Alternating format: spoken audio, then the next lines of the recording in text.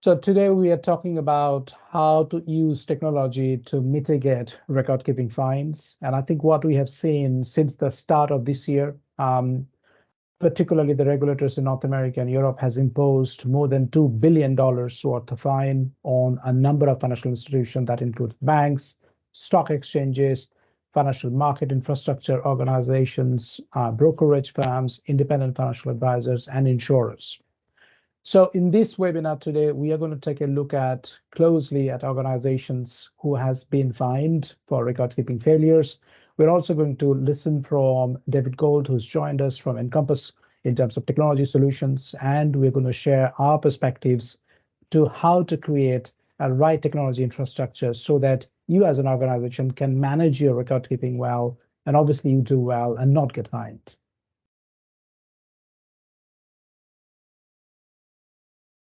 Welcome all and thank you for attending ICAG Partners' second webinar.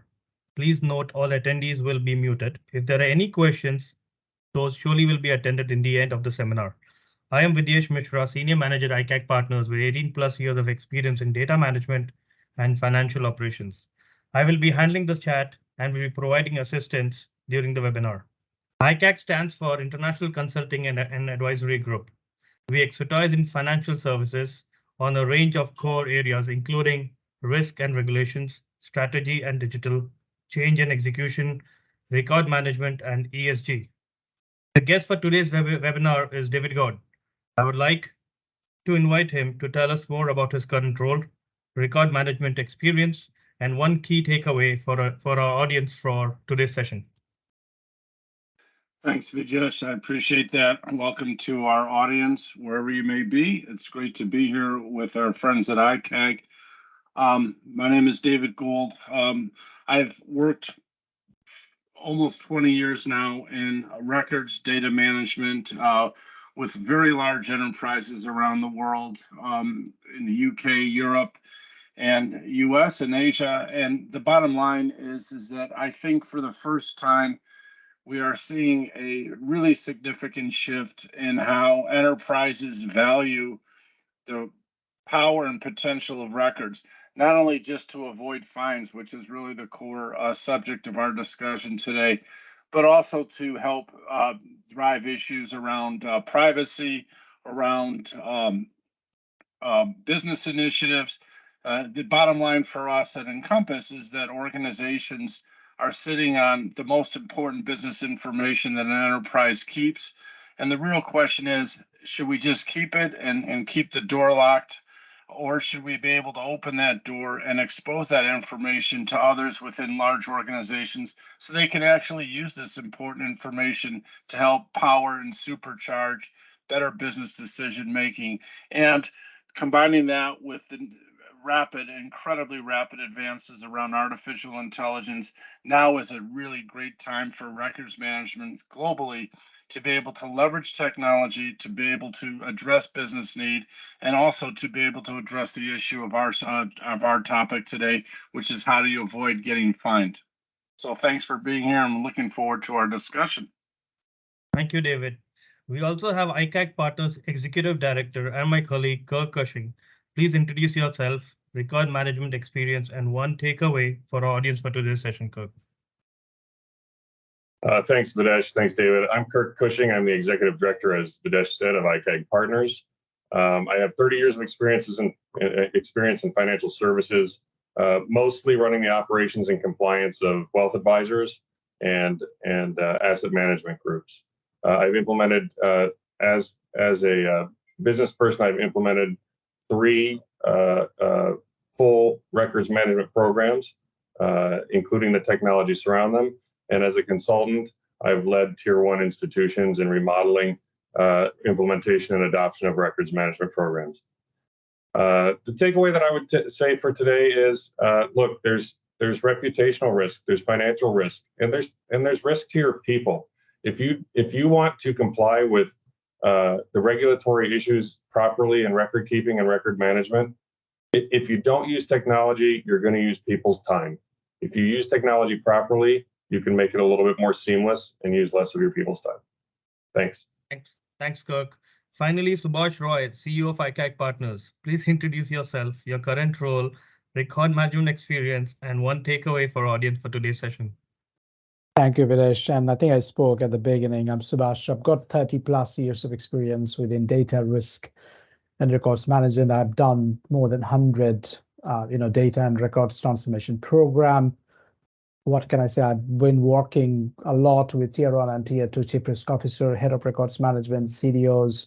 And I think one takeaway for me today is to be able to share with you, my interactions, my knowledge of working with a number of regulators who have been issuing those fines in the last 12 months, what works, what does not work, and hopefully a set of quick wins that organizations will find, really useful. And I think most importantly, how to get started on a remediation program. Because often, if you're joining as a records manager in a large bank or a large organization, things could become a bit scary. Things could become very complicated. I think we have the right hints and tips in terms of how to get you started.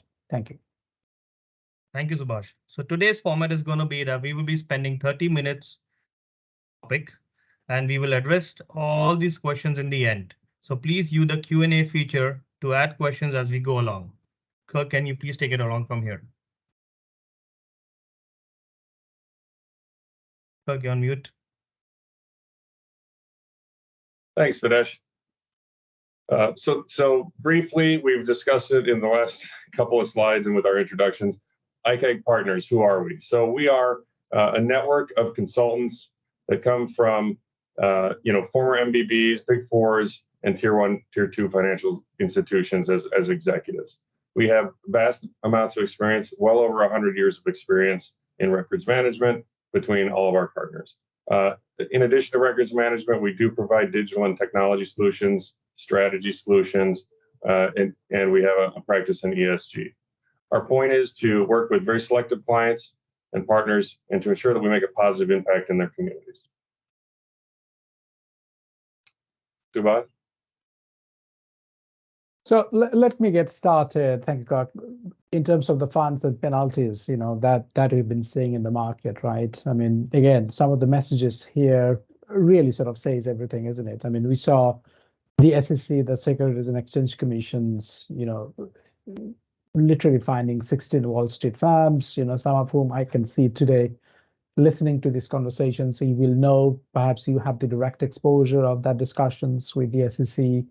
And effectively, some of the firms actually admitted sort of, in terms of regulatory requirements, if you talk about the WORM rules, right? So, write once, read many, rule number 17A4 of the SEC, which talks about, keeping appropriate record of off-channel and on-channel communications. I think we are now seeing, obviously, with faster digitalization, it is really imperative for financial sector organizations to keep a clear set of record types, record classes, and then apply that consistently across all of your data and records across the organization. And that is super difficult, right? Getting the integration right, getting the infrastructure right. And that's what we're going to talk about, right? We then saw, and this is literally 20 days, not even 3 weeks old, both HSBC Securities Services in the United States and Scotiabank were hit, right? HSBC were fined 45 million, Scotiabank in total were fined $15 million. Again, these are big numbers, and also think about the sort of reputational risk, right? And my only questions would be, and I hope not, but what if these headlines include your organization, the organization that you represent, right? What experience did you have? How does that impact your remediation program? What are your plans? I mean, we are going to share some thoughts in terms of interactions we are having on both with the regulators and the regulated firms, but it'd be good to hear your perspectives at the end of this conversation. Let's go to next page and let's sort of take a look at some of the key regulations that really impacts financial sector when it comes to records management. I think the most important regulation that we have, particularly in North America, right, in the United States, we have the SEC and the FINRA regulations, right, on safe and accurate record keeping.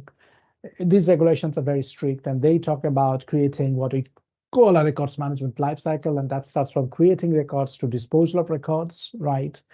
And that sort of talks about creating a harmonious records retention rules through appropriate technology, but not only that, apply those retention rules across record archival, records disposal, and at the same point in time, ensure that every organizations who are licensed by SEC, right?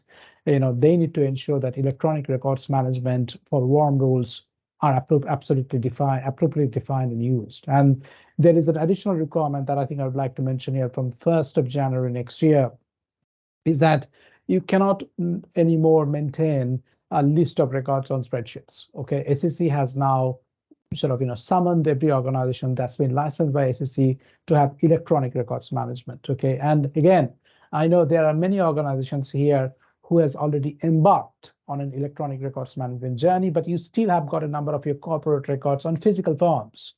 That rule will change everything. You will now need to transition everything on digital records management, on electronics records management. Otherwise, there is another barrage of fines and difficult conversations with the regulators.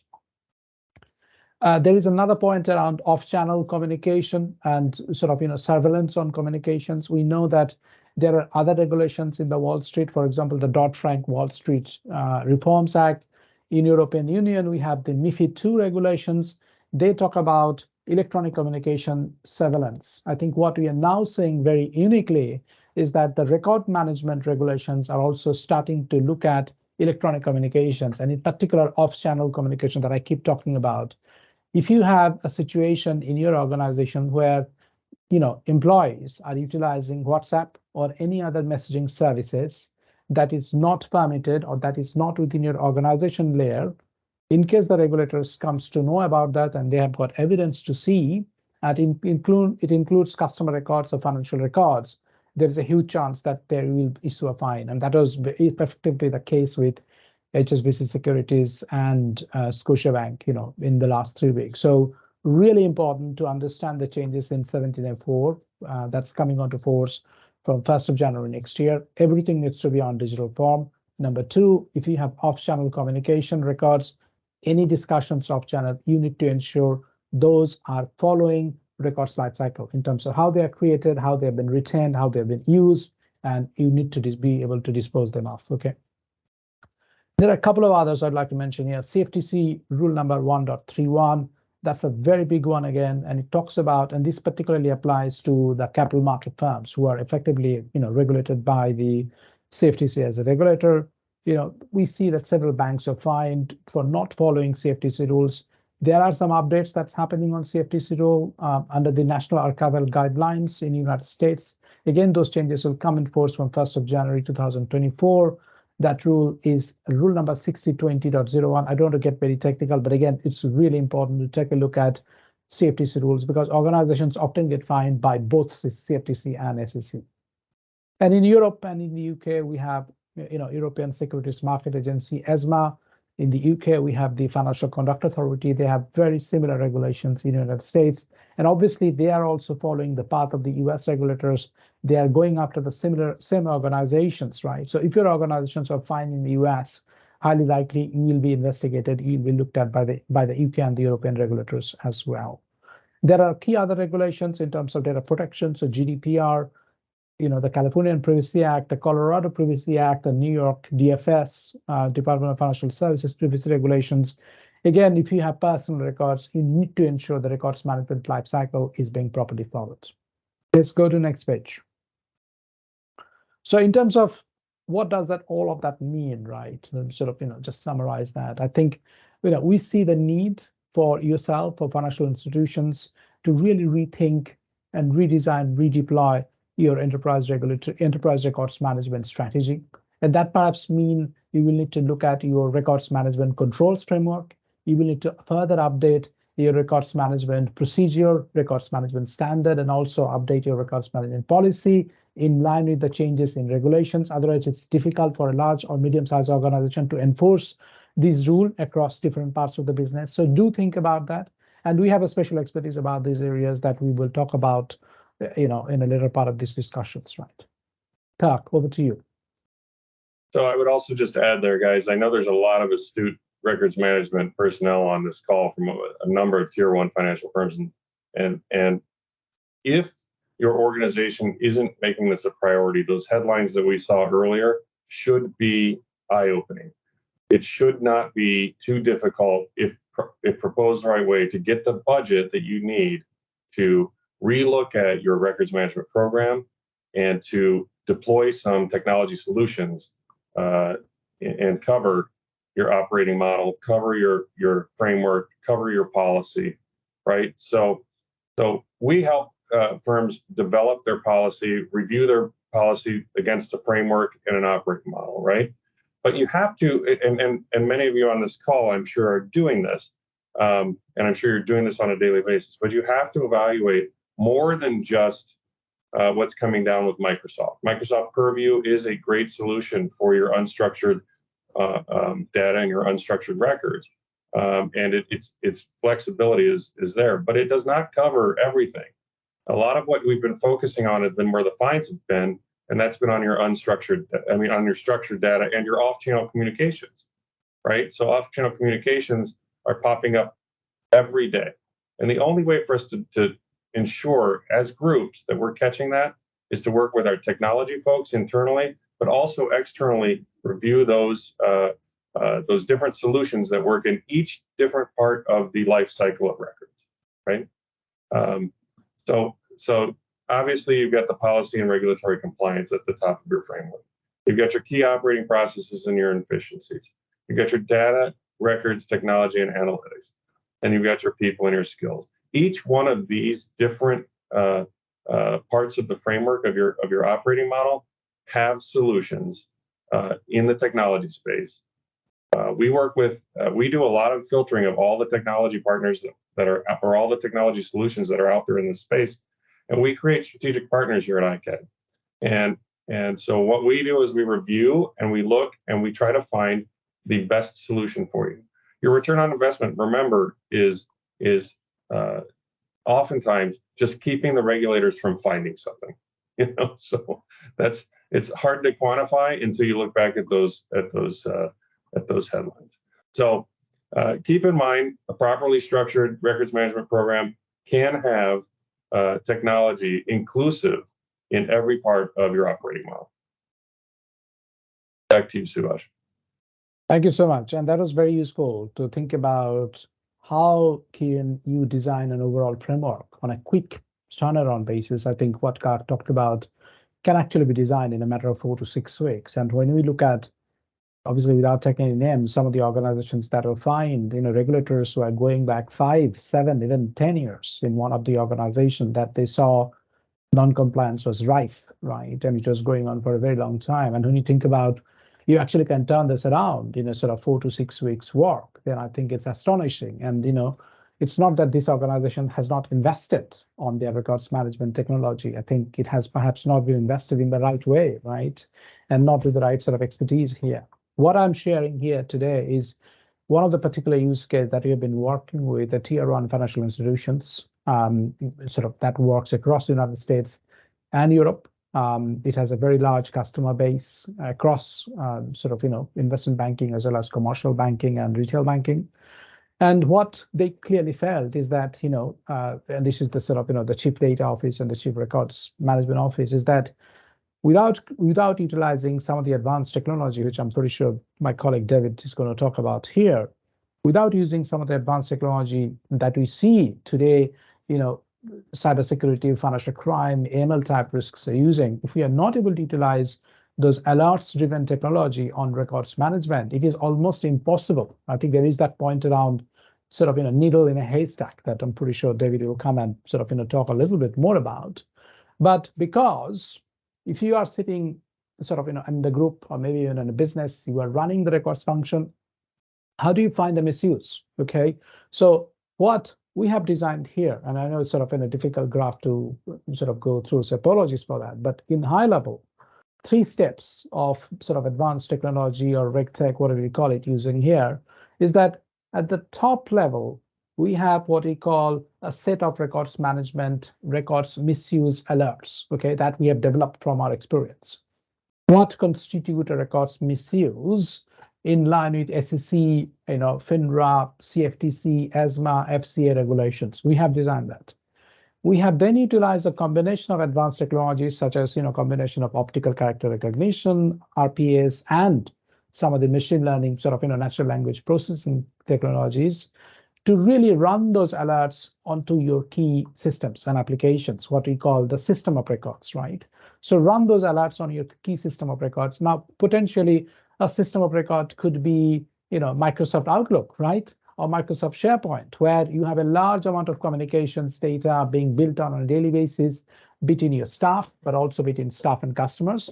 It could be a client onboarding system. It could be a financial management system, for example, Oracle Financials.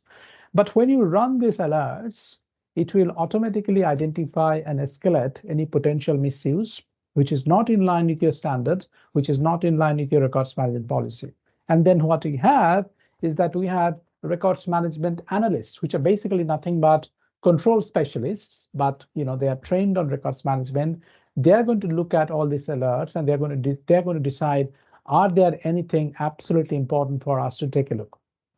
When we see what came out from the investigations of the SEC on something like HSBC's securities, the reason the fine was so big is that not only the bank did not have the right sort of framework to address the failure and the fine were imposed, they actually did not have any proactive procedure. So remember one thing, the regulators are looking at you as an organization to create that proactive steps, to manage the risk, to address the risk, to highlight if there is any potential non-compliance in terms of records management failure, and take appropriate steps. If you are not able to demonstrate you have the right records risk management procedure, then the fine will get even bigger. So in these 3 steps, okay, record misuse alerts, then the alerts runs using automatic technology, create a visualization dashboard, and then you have got a set of selected experts who are looking at your dashboards and taking the right steps, which frankly will be your existing records management operations colleagues, your record steward. If we train them on this way, that can be. So we're not talking about any new investment in terms of, doubling your team size, none of that. Actually, you can perhaps reduce your team size, but you're maturing in terms of utilizing, your new records management technology. So that's what it is. This is an illustration purpose. If you want to discuss more, do get in touch. We are here to support you, to help you, to take you through this journey. David, any things to add? Yeah, thanks for that. I would just add that, the way I look at this, compliance or non-compliance is really a design issue for most organizations. And what I mean by design issue is that records organizations at large banks and other large enterprises in different industries are still relying on methods and procedures from 5 to 10 years ago.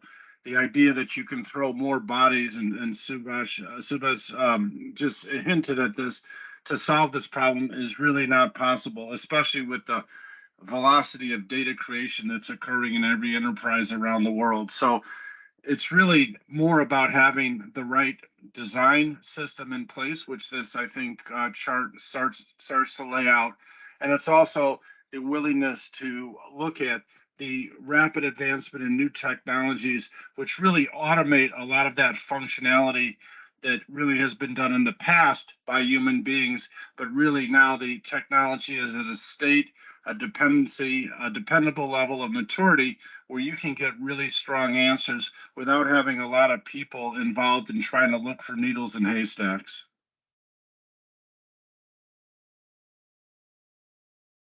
Very good. And again, I think this is a very important page I want to share with you. I mean, we, as I said, 100+ organization within financial sector looking at records management technology. I think I can say hands on heart, what you normally have as an organization, right, is a myriad of systems, a myriad of applications that has system of records, that has records. You have customer record, financial record, personal records, all of that, right? We see organizations having ERP systems, so enterprise resource planning system, SAP, Oracle, NetSuite. We see you having customer relationship management systems, so CRMs. You obviously have, most organizations have Microsoft Office, 365, SharePoint. You also have data feeds. You have customer-related supply database, customer database. You have websites. You have portals. Basically, there are different set of applications which creates billions of records, right? But then what is your current records management technology, if I may say so? Most organizations I see, they use, similar to the Policy Center, which is obviously from Iron Mountain, which provides very much a static view of your records register. It's a good practice view of your record classes, your record types, and how those record classes and record types should be applied across the organizations, across all the systems that you see on this page on the left-hand side. But actually, Iron Mountain does not provide any capability for you to go and test that whether that has been actually utilized by different businesses. You have no guarantee that what you have as a set of principles in Iron Mountain has actually been utilized, right? So there is a big gap, because regulators can come, they can challenge a particular business, they find your policy is not appropriately adhered to even by your organization.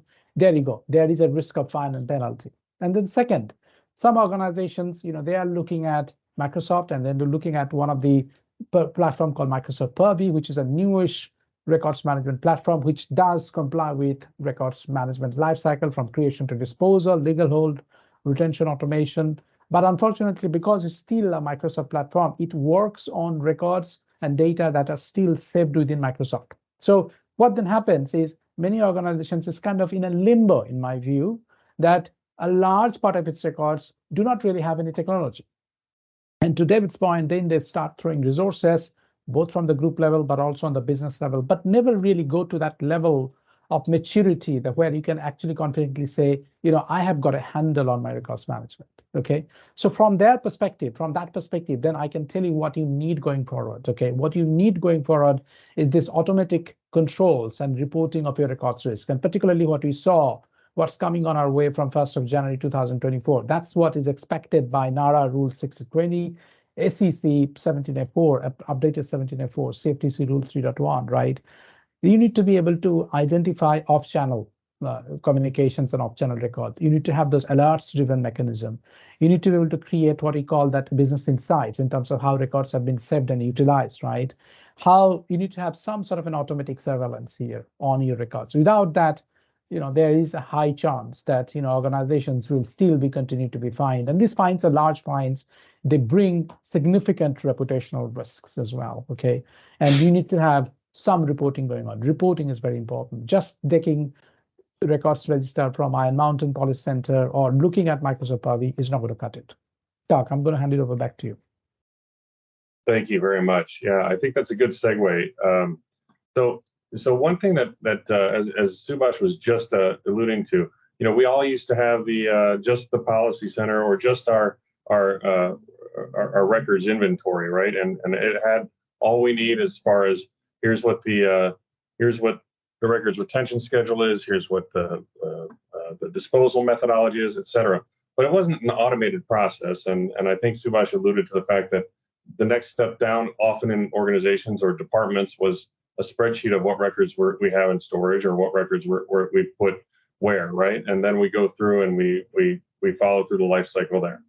Well, not only is that going away, but our marketing departments, our individual advisors, our individual employees are starting to get programs that have artificial intelligence included in them. Matter of fact, the Microsoft Office 365 suite and their Google suite of just routine Word and Excel have artificial intelligence assistants in them. Well, so does your CRM. So if these things start getting turned on, there's going to be, talk about thousands of messages, talk about tens and hundreds of thousands of messages and emails going out every day. So unless you've been hiding under a rock, you know that generative artificial intelligence is out there. It's a fast learning technology. I think with ChatGPT, we're into version 4.0, which is actually real time. It's no longer looking at data back at 2021. And that's not only is that the difference between 3.5 and 4, but it's also learning at a quicker pace. It has a lot more behind it, right? More and more programs are being developed on this technology. You've got, ChatGPT, you've got Bard, you've got Bing. The Bing assistant in it right now has the free version of ChatGPT 4 in it. So this artificial intelligence actually expands our risk, right? The records management technology and architecture needs to start considering that, the impacts of these developments. And I think what you'll learn from David is you got to fight fire with fire, right? So your technology in your program now needs to be adaptable, now needs to have AI in it, needs to have the new technology. And I'm going to keep my comments short because I know we're running out of time. I'm going to pass it over to David, and he's going to start talking a little bit more about this subject. Yeah, this is one of my favorite slides that I use, and it always is amazing to me. I've been talking to records managers, for 20 years, but recently over the last 2 or 3 years, especially as AI has become more dominant in our life cycle, there's still a large corpus of records managers out there who don't trust AI. And it always kind of fundamentally to me is, well, if you can trust AI to help you change lanes traveling at 75 miles an hour, why can't you use AI to help you classify data? And I think that's really what it comes down to. Subhas has laid out a really important foundation around that the legacy approaches, the way people have been doing things in the past, simply aren't good enough to deal with things in the present because the volume of information is so large. We've also talked to a lot of customers who have asked us to apply our technology to their existing records corpus, and it's amazing how inaccurate that corpus is. We've talked a little bit about Policy Center, and there's other applications like Virgo that are out there that really provide tremendously powerful lists of records retention rules.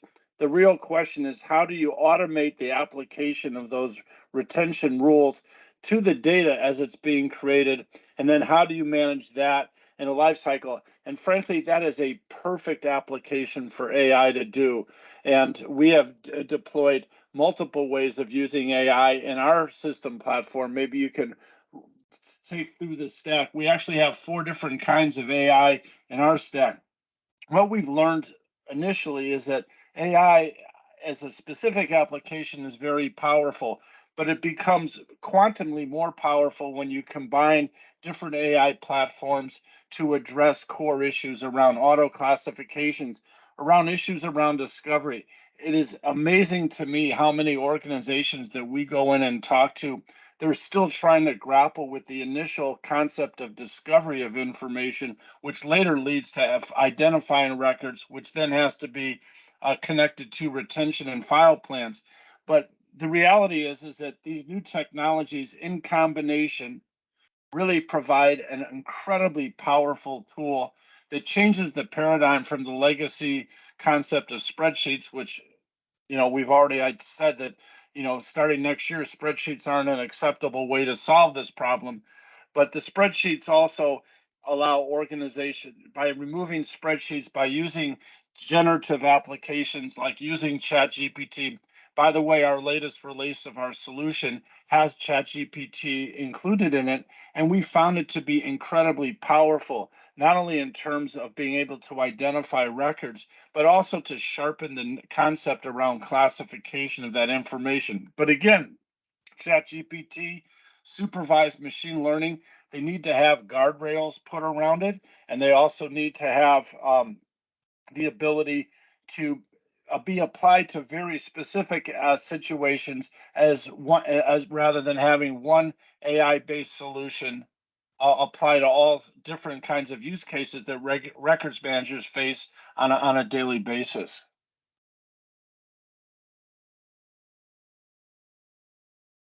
So we've spent a lot of time looking at ChatGPT, and actually, when I pulled this slide together, I've been using it for a couple of talks that I've been giving around the country. These answers that you see on the screen were actually generated by Bing, by the Bing Copilot in Chat that Microsoft has deployed. But what I've done is I've taken those answers and I've verified it, and really the lessons that we've learning is that you can achieve tremendous accuracy and reliability using ChatGPT in conjunction with other applications. But there are specific warnings, and specifically, when we talk about using ChatGPT to identify records, we're not turning ChatGPT loose on the entire universe of information that's on the internet.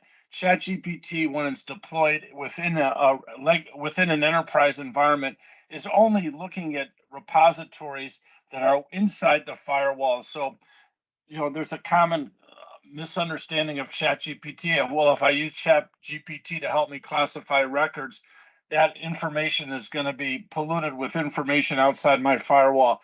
That doesn't happen.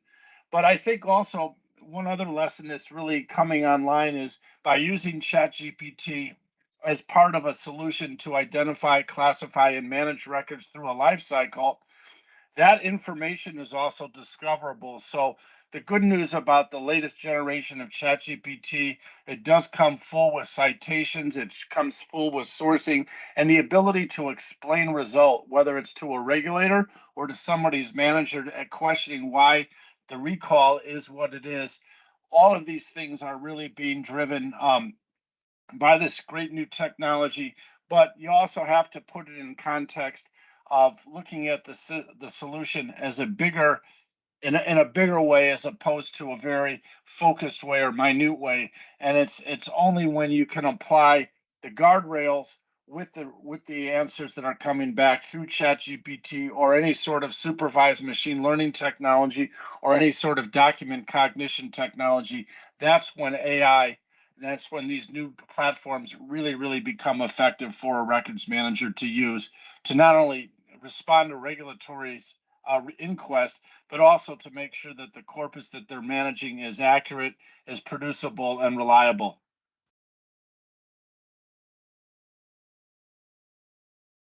Again, this is another answer when I asked ChatGPT.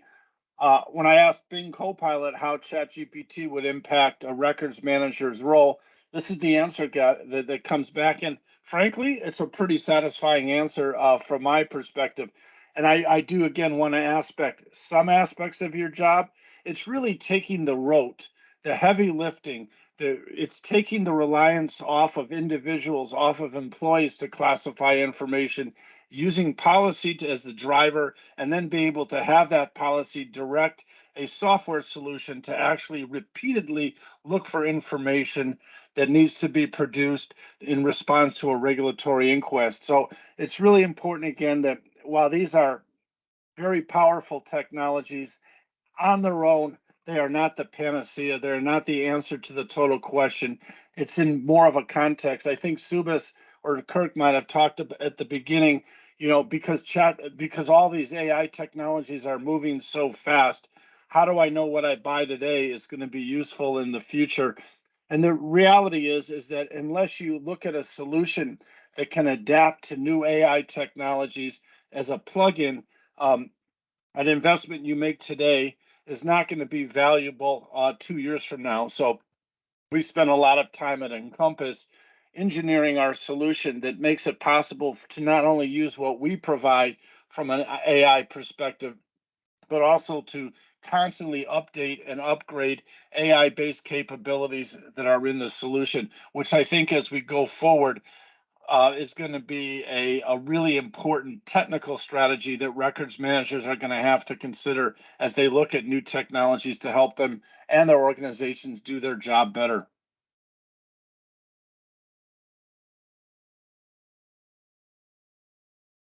Kirk, you're on mute. Thank you, David. That was very helpful and educational. You actually answered the first question that I have in the Q&A here, which was, since technology is changing so rapidly with AI, how do we know that what we buy won't be outdated next year, right? So as David said, you need to consider the partners that you have, and we can help with that, to make sure that they have the latest and greatest technology and are considering, what's their future roadmap look like, considering that, because things are moving very quickly right now. So that's a very good question. Thank you. And then the next question and last question before we wrap is, can you give me an example of the return on investment on a proper technology spend for my records management program? And David, I'll kick this off to you because I know you have an answer for that. Yeah, I do. We've done some pretty interesting calculations not in the financial services space, but in the pharmaceutical space, where the inability to correlate the calculated value in a business contract and relate that information into a sales management system is very, very hard to do. And so we're using AI to help accelerate that process of understanding how those two things can be connected. If you were to do this manually, you would have to hire lots of people, put them in an office somewhere, and pour through 10, 20, 30,000 documents looking for very specific things, pulling that out, putting it onto a spreadsheet, building a report. The cost of doing that is not only a time-consuming task, it's also a task that can be fraught with a lot of issues around accuracy. Because if I look at a business contract and Subas looks at a business contract, we might be looking for the same thing, but we might pull out two totally different values. So, and the other thing is that software solutions that do this on an automated basis really don't have to take an hour off for lunch. They don't have to take time off for vacation, and they never call in sick. So I think it's a really tremendous value to the ROI, the ability to understand what you're spending now on manual work compared to how much of that cost you can eliminate.